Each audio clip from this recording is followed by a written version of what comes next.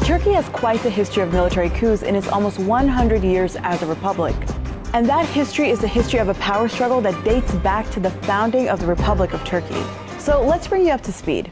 After the fall of the Ottoman Empire in 1922, an army officer named Mustafa Kemal, later referred to as Ataturk, led the charge for Turkey's independence. After Ataturk's victory in 1923, he became the republic's first president, introducing a series of social, political, legal, and economic reforms.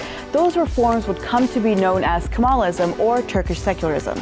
And the military has come to be seen as the guardian of Kemalism. And that means that when Turkey's principles of secularism are threatened, the military is supposed to step in and restore order, aka a coup.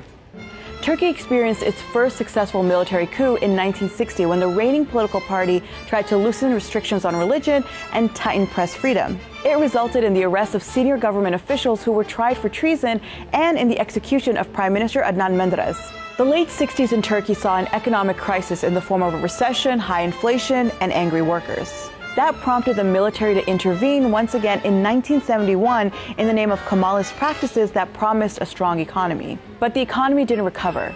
And throughout the 70s, Turkey saw 11 prime ministers go in and out of office, as well as outbursts of violence between left and right-wing groups that claimed thousands of lives. And guess what happened? Yep, the military intervened once again in 1980. And this time the result was the bloodiest coup to date.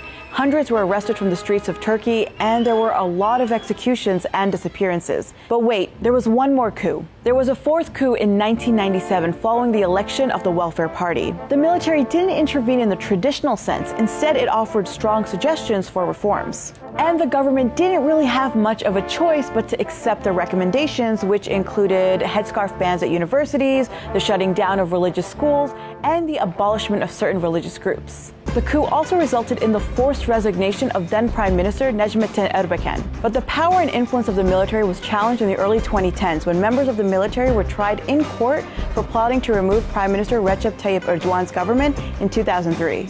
The trial was dubbed Sledgehammer and was believed to be a victory for the Erdogan government in successfully rolling back the influence of the military. But as Erdogan's government becomes ever more autocratic, what does the future hold for the guardians of Turkey's founding ideology?